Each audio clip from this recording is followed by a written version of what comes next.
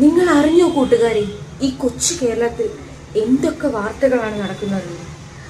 മഴ നമുക്ക് തോരാതെ ലഭിക്കുന്നുണ്ടെങ്കിൽ പോലും ഇതുവരെ മൺസൂൺ എത്തിയിട്ടില്ലെന്നാണ് കാലാവസ്ഥാ റിപ്പോർട്ട്.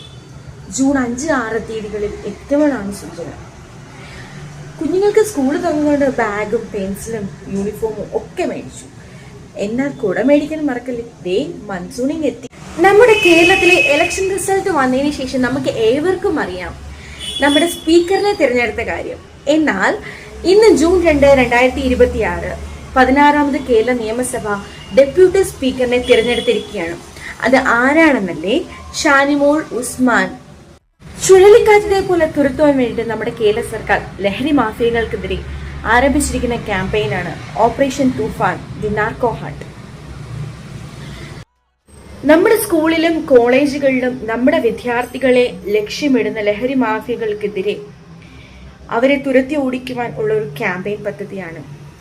നമ്മുടെ ജീവിതത്തോട് എസ് പറയാനും ലഹരിയോട് നോ പറയാനും ഉള്ള ഒരു അവസരമാണ്. അതുപോലെ തന്നെ ഇത് ഇച്ചിരി ഗൗരവമുള്ള കാര്യമാണെങ്കിലും ഒരു ചിരി പാസ്സാക്കാട്ടോ. അപ്പോൾ ഇന്നത്തെ കുഞ്ഞു കുഞ്ഞു വാർത്തകൾ ഇവിടെ അവസാനിച്ചിരിക്കുന്നു. അപ്പോൾ പോലെ ഒരു ചോദ്യമുണ്ട്. ഇന്നത്തെ ചോദ്യം എന്താണെന്നല്ലേ? നമ്മുടെ കേരളവും മലയാളവുമായിട്ട് ബന്ധപ്പെട്ട ഒരു ചോദ്യമാണ്. നമ്മുടെ മലയാളത്തിലെ ആദ്യത്തെ ഹൊറർ ഫിലിം ഏതാണ്? അറിയാവുന്നവർ വേഗം കമന്റ് ഇടുക.